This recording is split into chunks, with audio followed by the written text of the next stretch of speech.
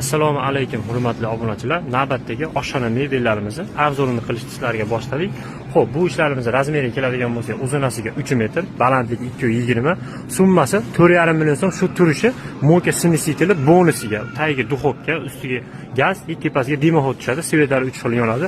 Mana bunaqa joyiga propan balon sochish ham bo'laveradigan joylari bor. Tepasiga mikrovalnovka qo'yasiz. Oshxona vakuum 100% plastmassa keramika.